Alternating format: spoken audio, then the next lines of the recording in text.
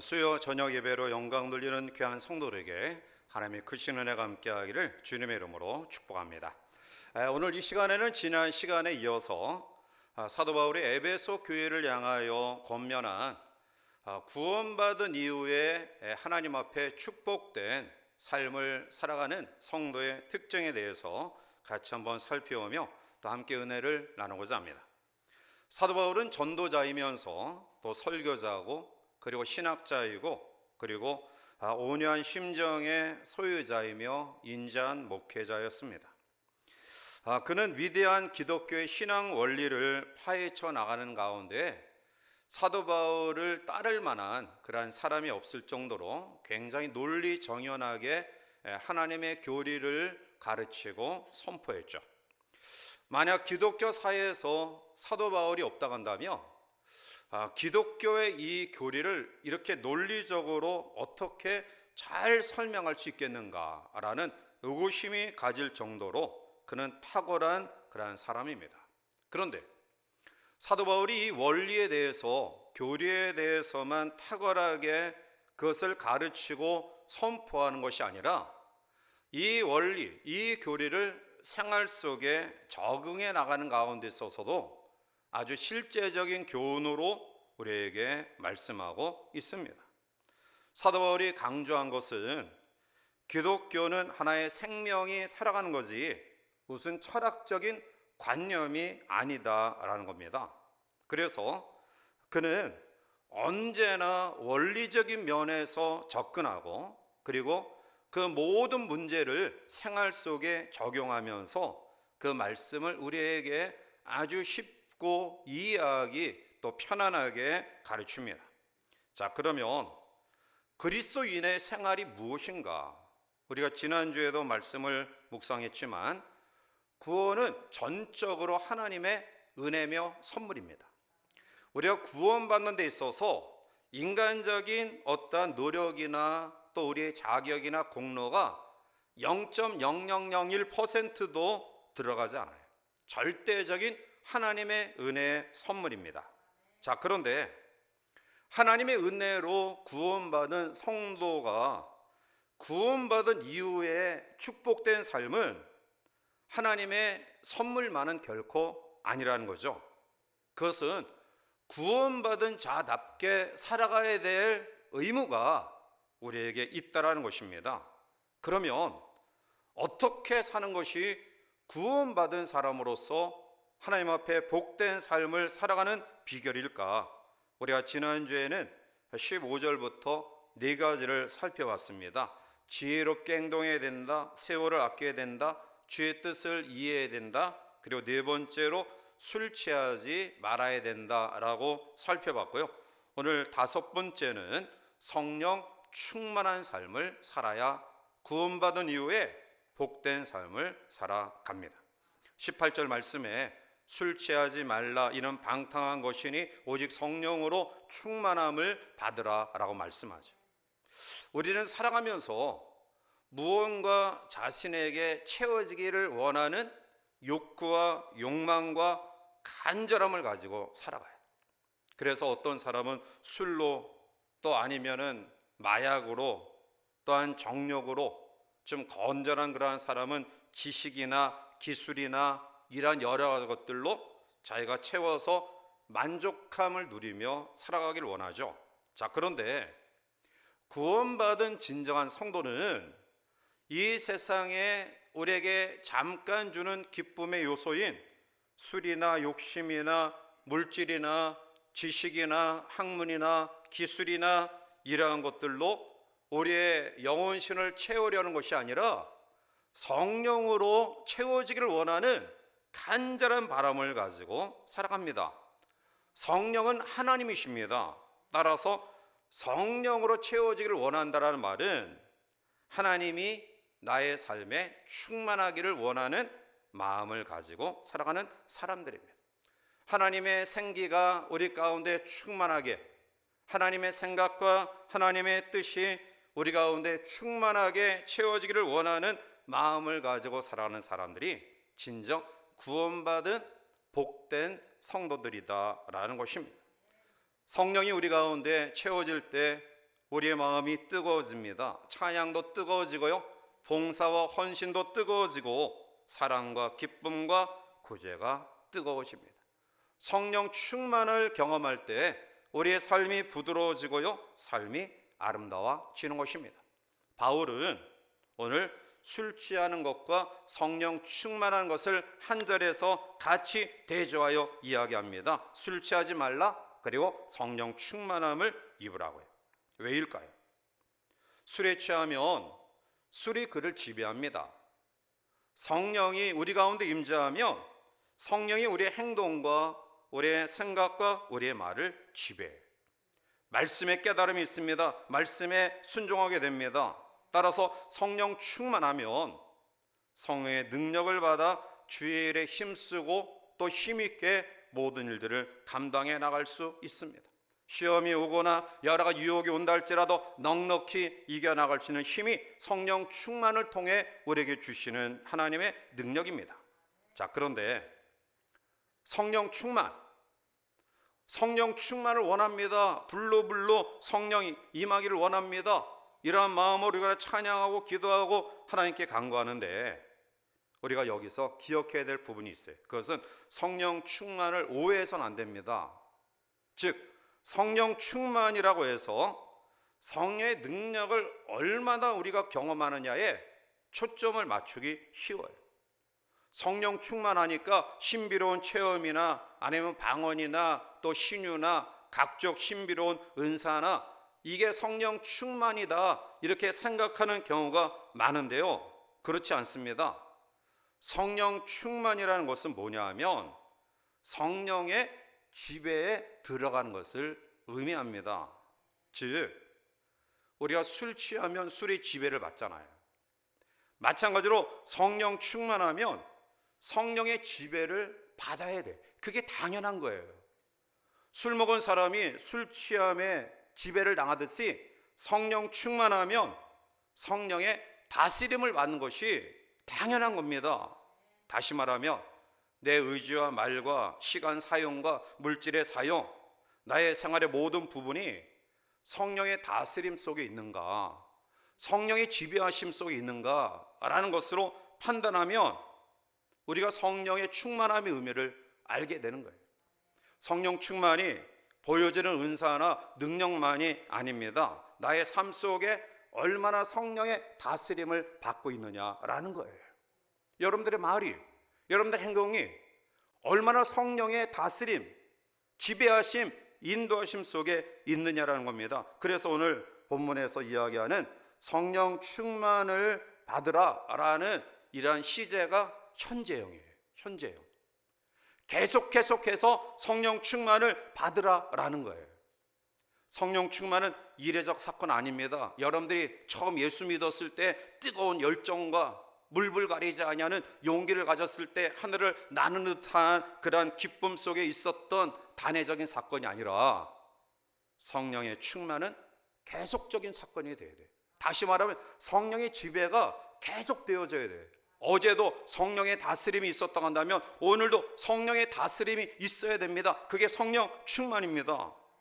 예전에 내가 성령 충만해서 뜨거웠다, 내가 철야 기도하고 금식 기도했다, 하나님 앞에 시간 내어 예배하고 봉사하고 헌신했다.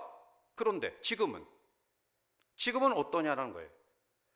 만약 오늘 그러한 삶의 열정과 뜨거움과 기쁨과 만족과 감사가 없다고 한다면 그는 단회적인 성령 충만의 경험은 했지만 오늘 바울이 얘기하는 성령의 지배를 받는 사람은 아니에요. 성령의 지배를 받지 않는 사람은 뭔가 우리가 채워져야 만족하는 존재라고 한다면 결국 성령이 아닌 것으로 우리가 지배를 당하고 있다라는 거예요. 사랑하는 성도 여러분들이요, 성령은 우리의 인격을, 우리의 생각을, 우리의 말을 지배합니다. 성령 충만할 때 원수를 위해 기도할 수 있는 마음도 가지고요, 성령 충만할 때 우리가 겸손할 수 있습니다. 하나님의 필요를 인정하지 아니하는 성령 충만이 나의 삶을 지배하지 아니할 때 교만한 마음을 가지고요, 문제를 일으키고요, 세월을 낭비합니다. 우리가 즐겨 부르는 찬송가의 많은 부분이 이 화니 크로스비라는 여사가 쓴 그런 작사시인데요, 이 여인은 맹인이에요. 우리가 즐겨 부르는 예수 나를 위하여, 또 너의 자 흉악하나, 예수께로 가며 나의 갈 길을 나가도록 인내하신 구세주여 나의 영원하신 귀여 등 그가 작시한 찬양시가 9,000여 곡이나 됩니다. 그런데 그가 성령 충만을 받은 계기가 있었습니다. 1850년 뉴욕의 30번가 교회에서 선교 부흥회가 열릴 때에 파니 크로스비 여사가 왜 말인가 날 위하여 이 찬송을 부르다가 5절에 가서 몸 밖에 드릴 것 없어 이 몸 바칩니다, 몸 밖에 드릴 것 없어 이 몸 바칩니다라는 이 찬양 가사 속에 그는 하나님, 나의 전 생애를 하나님께 바치겠습니다라고 서약하는 순간에 성령의 임재하심, 성령의 충만함을 경험하게 되었다라고 그는 고백하고 있습니다. 육신 중심, 나 중심, 세상 중심으로 살아갈 때는 우리의 결과가 파멸과 허망이에요. 그런데 성령 중심, 하나님 중심, 말씀 중심으로 살아갈 때에는 하나님께서 나의 삶을 인도하시고, 그리고 하나님이 지배하시기 때문에 실족하지 아니하고 하나님의 인도하심 속에 거하는 놀라운 삶을 살아가게 되는 것입니다. 구원을 선물로 받은 사랑하는 성도 여러분들이요, 우리가 그 은혜에 정말 감격해하고 또 하나님 앞에 감동의 모습을 가지고 이 몸 누리기를 원하는 간절한 믿음이 있다 한다면 성령의 지배를 경험하며 살아가는 주의 백성들 되시기를 주님의 이름으로 간절히 축원해 드립니다. 여섯 번째로, 은혜로 구원받은 성도가 복된 삶을 살아가는 여섯 번째 특징은 서로 화답하며 삽니다. 자, 우리 원문 19절 말씀을 같이 가서 함께 읽어보시겠습니다. 시와 찬송과 신령한 노래들로 서로 화답하며 찬송하며. 아멘. 자, 여기 보면 서로 화답하며 라고 있죠. 이 화답하라는 말이 어떤 의미냐 하면 우리가 돌려가면서 부르는 윤창을 말해요.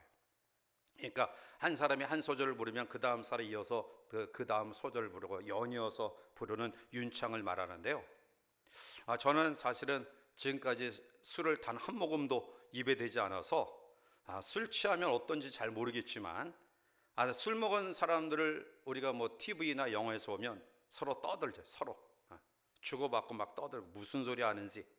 자, 성령 충만을 받은 사람들이 서로 화답한다라는 의미가 바로 서로 찬양을 주고받는 거예요. 찬양 끝나고 또 찬양하고, 찬양 끝나고 찬양하고. 그러다 보니까 제가 몇십 년 전에 우리 아이들이 어렸을 때의 그런 일들이 생각나요.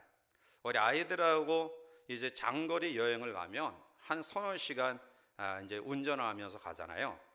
그때 돌림 노래를 해요. 돌림 노래.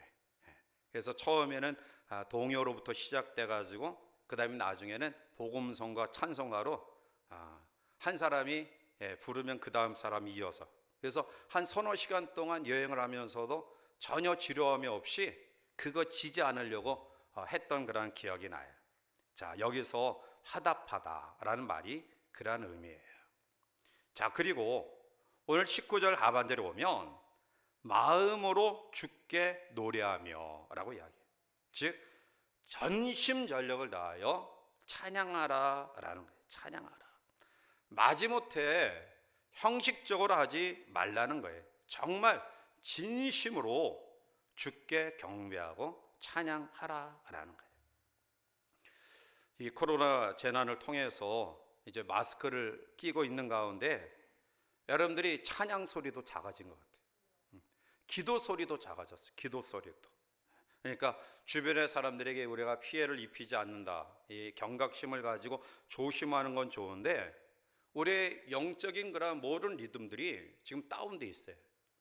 지금 크게 불러 기도하기도 하고 부르짖기도 하고 또 찬양하기도 해야 되지 않을까요? 초대교회 성도들의 교제 방식은 찬송이었어요. 찬송. 그러니까 모일 때마다 그들은 서로 찬송하며 화답하는 거예요.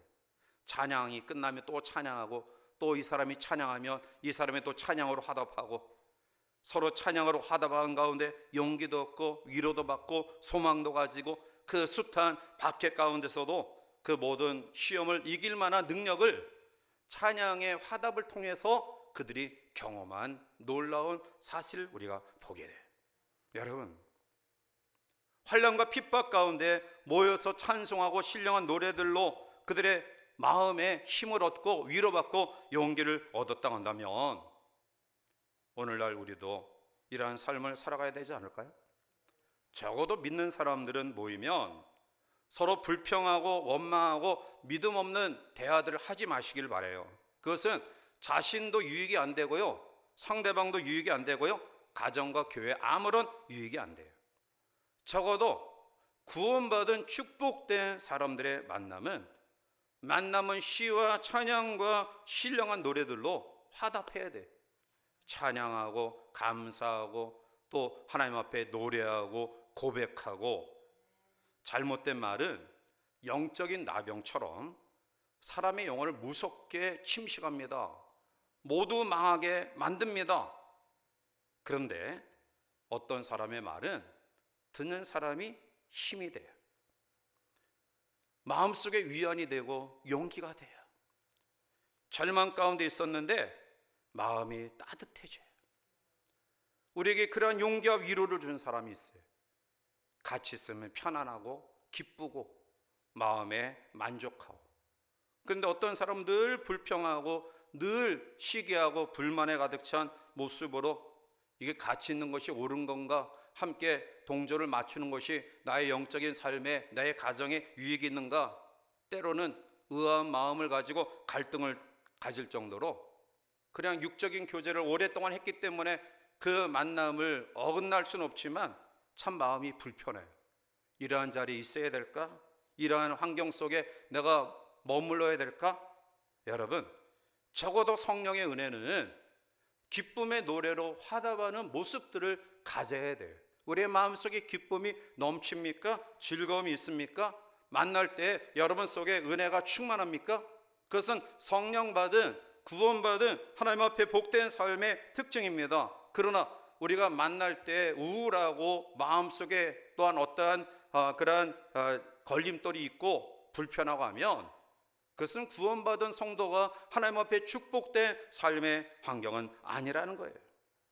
사랑하는 성도 여러분들이요, 성령 충만을 받은 구원받은 사람이 하나님 앞에 복된 삶을 살아가는 그러한 비결은 서로 만날 때마다 시와 신령한 노래와 찬송으로 화답하는 삶이 있어야 될 줄 믿습니다. 은혜 주실 때 찬양으로 화답하고요, 그럴 때 더 큰 은혜와 능력이 우리 가운데 충만히 임하는 거예요. 이러한 은혜가 우리 가운데 넘쳐나 우리가 겨우 구원받은 사람으로 천국의 저 맨 끝퉁이에 억지로 끌려 올라가는 삶이 아니라 하나님 앞에, 그 놀라운 보좌 앞에 영광 가운데 기뻐하고 찬양하는, 정말 하나님께서 인정하시고 칭찬하시는 축복된 삶을 이 땅에서 살아갈 뿐만 아니라 저 하늘에서도 누리는 하나님의 사람들 되시기를 주님의 이름으로 간절히 축복해 드립니다. 7번째로, 구원을 은혜로 선물로 받은 성도가 복된 삶을 살아가기 위해서 우리가 살아가야 될 삶의 특징은 범사에 감사하는 삶입니다. 자, 20절 넘어가서 우리 함께 읽어보실까요? 범사에 우리 주 예수 그리스도의 이름으로 감사하며. 아멘. 여러분, 감사하는 삶만큼 복된 삶 없어요. 감사의 축복만큼 우리가 만족하고 다 이루는 삶 없습니다. 제가 하나님 앞에 늘 기도하는 기도의 제목이 있어요. 이제 새벽에 또 심야 기도에 또 여러 가지 기도의 시간 속에 또 나라를 위해, 교회를 위해, 또 환우들과 또 아픔 가운데 있는 문제를 가지고 있는 성도들, 또 특별히 기도 부탁을 하는 그런 분들, 또 삶의 과정 속에 여러 가지 아픔을 또 문제를 가지고 있는 성도들을 기도하고요. 맨 끝머리에 이제 우리 식구들을 위해서 기도하고, 그리고 마지막에 저를 위한 기도가 마지막에 꼭 포함된 기도의 내용이 있어요. 하나님, 저의 목회의 삶이 기쁨과 감사가 충만하길 원합니다. 그러니까 다른 기도 저는 사실 저 자신을 위해서는 하지 않아요. 하나님, 나의 삶이, 나의 목회가 감사와 기쁨으로 충만하길 원합니다. 사실 그렇지 않을 때도 많이 있겠죠. 언제나 감사와 기쁨만 있겠어요? 그런데 하나님 앞에 감사하지 못할 거, 또 기쁘지 아니한 그런 것들을 생각하면 영적인 삶에 굉장한 마이너스예요. 그래서 하나님 앞에 늘 마지막에 기도할 때, 하나님, 나의 삶이 하나님 앞에 기쁨과 감사로 충만하길 원합니다. 그리고 이제 마지막 종결 짓고 모든 기도를 마쳐요. 여러분, 우리가 감사하면 우리의 사고와 가치관이 긍정적으로 변해요. 믿음과 소망도 커집니다.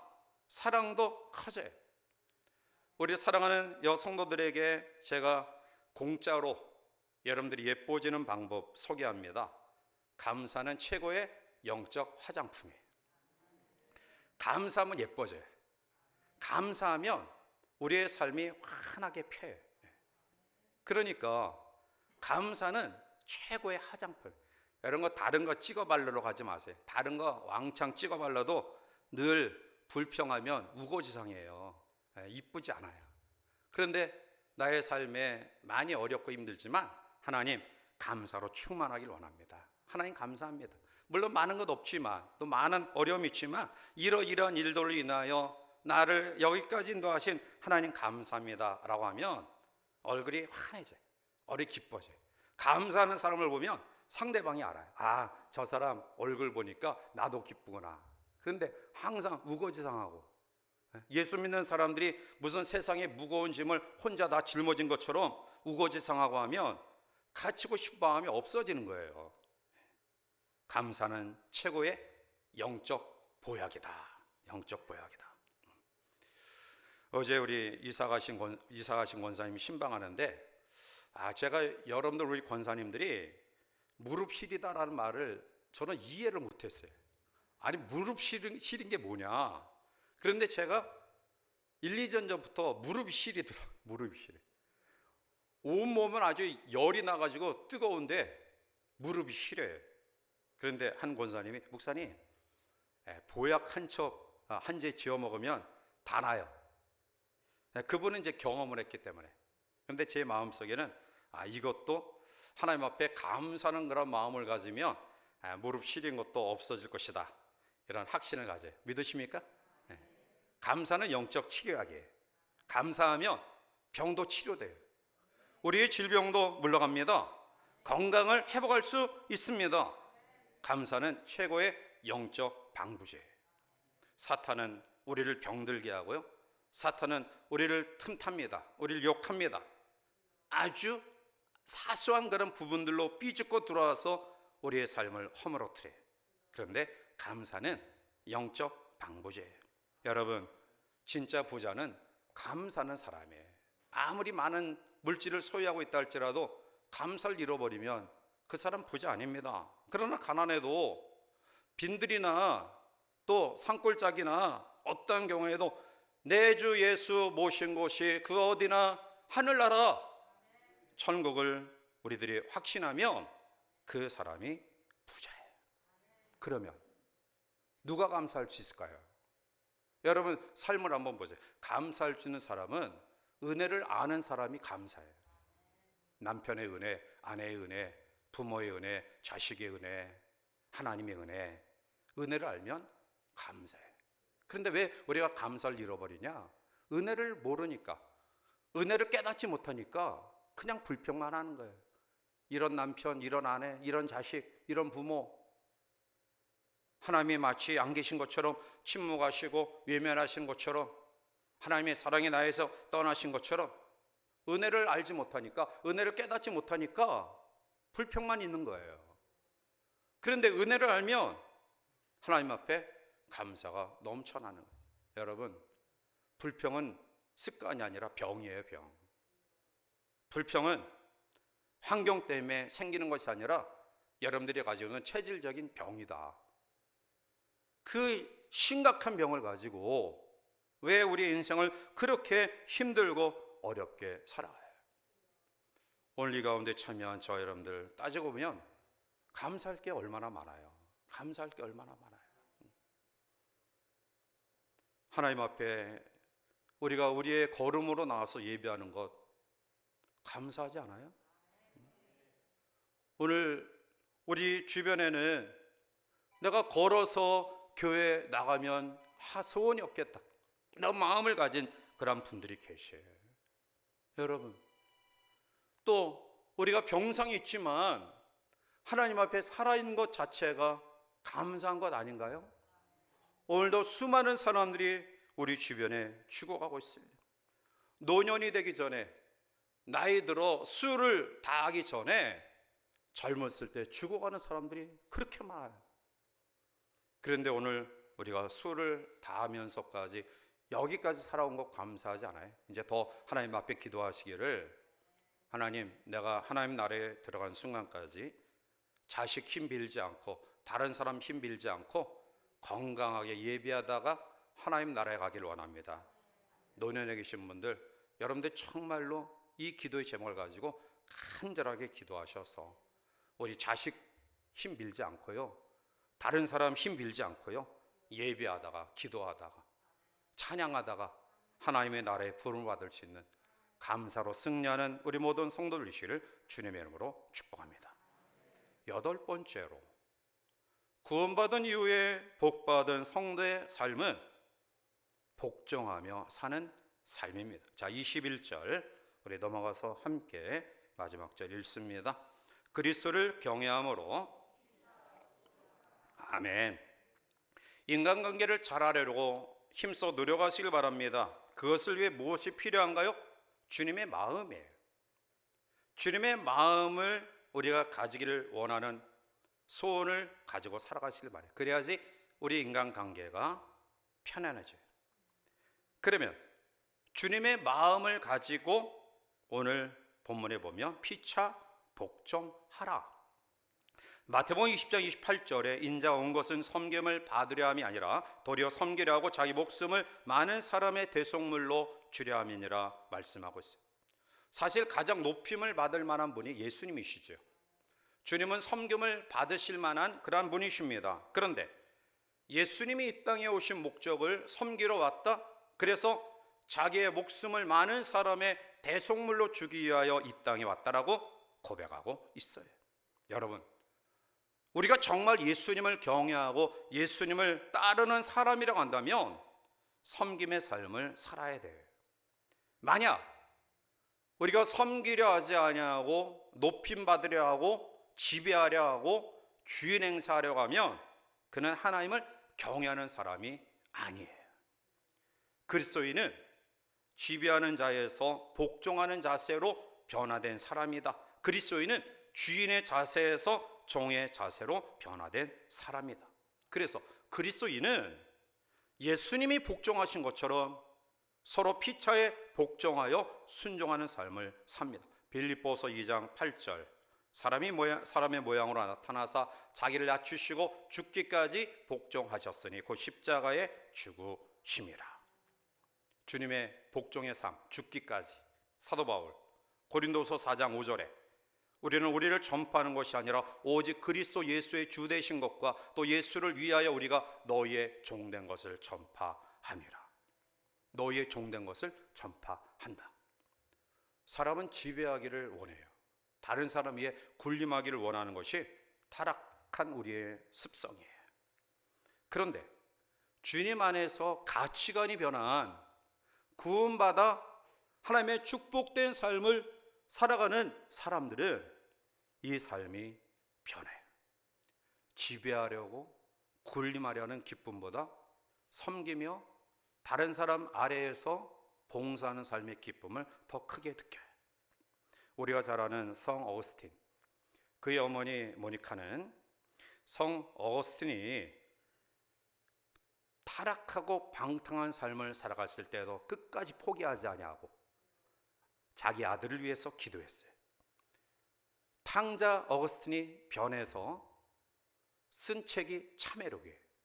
그 참회록에 보면 자기는 무의식 중에 어머니 젖꼭지를 깨문 것까지 회개하고 있어요. 이 참회록에서 어거스틴은 자기의 어머니 모니카를 향해서 우리의 어머니는 평생 종처럼 섬기는 삶을 살았다, 그렇게 감동하며 어머니를 기리고 있어요. 성 프랜시스, 우리가 잘 아는 평화의 기도를 쓴 성 프랜시스, 그도 섬기는 종의 삶을 살았고요. 우리가 잘 아는 순교자 손영원 목사님, 사랑의 원자탄의 주인공이신, 자기의 두 아들을 죽인 원수를 양아들로 삼아 사랑을 실천하신 손영원 목사님, 그분도 철저히 섬김과 복종의 삶을 살았어요. 오늘 여기서 이야기하는 피차 복종하라, 이 복종이라는 휘포 타소의 헬라어 원의 의미는 아래 두다라는 뜻이에요. 그러니까 복종은 아래 두는 거예요. 우리가 복종하려면 상대방이 아래 있어야 돼요. 상대방의 위에서 있어서는 안 돼요. 현대적 단어로 바꾼다면 예의 바른 존경을 의미하고 있죠. 복종이란 다른 사람을 인정할 줄 아는 마음, 다른 사람을 배려하고 이해할 줄 아는 마음이에요. 올해 지자제 또 아니면 대통령 선거 함께 더불어 교육감 선거가 있었는데요. 감사하게 전교조 출신의 교육감이 지난번까지는 18명 대 2명 그렇게 됐는데 이번에 9대 8인가 9대 9인가 이렇게 됐어요. 저희 둘째 아이가 학교에서 아이들을 가르치면서 굉장히 심각한 그러한 갈등과 고민을 했던 것 가운데 하나는 아이들이 권위에 대하여 복종하지 않는다라는 거예요. 일단 잘못된 교육을 받고 있어요. 권위에 대하여 도전하는 것이 그게 정상적인 생각이라는 거예요. 그러니까 학교에서 교사의 권위에 대하여 존경하지 않아요. 일단 거부해요. 이런 의식을 가지고 성장한 사람들이 결국 신앙 가운데도 그런 의식을 가지고 있어요. 부모의 권위에 대해서 존중하지 않죠. 교사의 권위에 대해서 존중하지 않아요. 옛날에는 군사부 일체, 임금과 선생과 아버지가 일체 함께 존경해야 될 그런 분으로 우리가 공부했잖아요. 근데 지금 세대는 권위에 대하여 일단 거부하는 것으로 출발하는 거예요. 그러니 거기에서 정상적인 어떤 교육이 되어지겠어요? 이러한 사람들을 인격적인 사람으로 만들고 그 다음에 신앙인으로 만들어야 되니 얼마나 어려워요. 예전에는 그냥 사람을 신앙인으로 만드는 이 단계만 필요했어요. 그런데 이제는 인격적이지 않은 이러한 사람을 사람으로 만들고 그 다음에 신앙인으로 만들어야 돼. 반항이 스타일이 되면 그는 그리스도인이라 이야기할 수 없어요. 적어도 온전한 믿음의 성도는 내 생각과 다르고 또 내 마음과 삶의 방향과 다르더라도 적어도 가르치는 교사, 우리를 낳고 기르신 부모, 이러한 권위에 대해서는 순종의 모습을 가지고 출발해야 돼요. 심지어는 교육자에 대해서 권위에 순종하지 않아요. 이것은 영육 간에 엄청난 그런 불행을 가져다 주는 일이에요. 자, 그러면 우리가 어떻게 해야 피차 복종할 수 있을까요? 그것은 상대방을 예수님처럼 생각해야 돼요. 그래서 오늘 21절에 그리스도를 경외함으로 피차 복종하라. 상대방을 예수님처럼 생각해야지 복종할 수 있어요. 그런데 예수님처럼 대하지 아니하고 하대하면 거기서 어떻게 복종이 나와요? 복종하라, 겸손하라는 겁니다. 잠언 16장 18절에 교만은 패망의 선봉이요 거만한 마음은 넘어짐의 앞잡이다. 어떤 사람이 장수촌에 가서 장수하는 사람의 비결을 연구했는데 장수촌 사람들의 하나 같은 공통점은 겸손하고 예의 바른 사람이었다고 해요. 항상 허리를 굽힌 일에 익숙해. 허리를 굽히고 인사를 잘해서 이 단전에 힘이 모아져서 나이가 들어도 기력이 넘친다고 해요. 사람이 뻣뻣한 상태로 오래 있으면 기가 빠져버린다고 합니다. 그 장수촌에 있는 장수하는 분들은 물건을 줄 때에도 두 손으로 줍다고 해요. 그래서 몸의 균형이 잘 이루어져서 결국은 건강할 수 있다라고 이야기해요. 여러분, 우리의 몸의 구조도 겸손한 형태의 모습을 가지면 하나님께서 장수의 은혜를 허락하셔요. 마찬가지로 영적인 삶에 겸손보다 더 큰 하나님의 은혜를 경험하는 비결은 없습니다. 사랑하는 성도 여러분들이요, 이 밤 우리가 2주간에 걸쳐서 우리는 은혜로 구원받은 사람들이에요.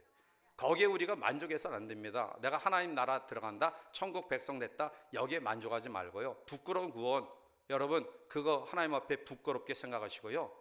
하나님 앞에 부끄러운 구원이 아닌 정말 은혜의 선물에 대하여 감격해하는 마음으로 감동 가운데 보답하는 그런 모습들을 살아가야 되지 않을까요? 오늘 우리가 생각했던 8가지 이 구원받은 축복받은 성도의 삶의 특징은 한마디로 이야기하면 하나님 중심적인 삶이다. 하나님 중심적인 삶이에요. 바다에서 길을 잃으면 북극성을 보고 방향을 찾습니다. 우리도 항시 길을 잃어버릴 수밖에 없어요. 그럴 때 우리가 예수 그리스도를 바라봐야 돼. 여러분, 우리가 갈팡질팡 혼란스러울 때 주님을 묵상해야 됩니다. 말씀을 묵상해야 돼요. 주님 바라볼 때 우리가 정확한 푯대를 정하고 나아갈 수 있어요. 그런데 우리가 이리저리 갈팡질팡할 때 예수님 아니고 말씀 아니고 다른 거 바라보면 불완전한 그 환경과 사랑과 또 여건 속에 나도 그렇게 되어지는 거예요. 오늘 이 밤 다시 한번 8가지 말씀드립니다. 지혜롭게 세월을 아끼고 주의 뜻을 이해하고 술 취하지 않고 성령의 지배를 받으며 서로 찬양으로 화답하며 범사에 감사하며 그리스도를 대하듯 복종과 겸손의 삶을 살아가는 우리 모두가 되어서 구원받은 이후에 하나님이 우리를 보시기에 정말 복된 사람이다, 내 나라에 필요한 하나님의 일꾼이다 칭찬하시고 더욱더 우리의 삶을 복되게 인도하심을 경험하는 하나님의 사람들 되시기를 주님의 이름으로 간절히 축원해 드립니다. 기도합니다. 사랑의 하나님, 우리로 하여금 구원의 반열에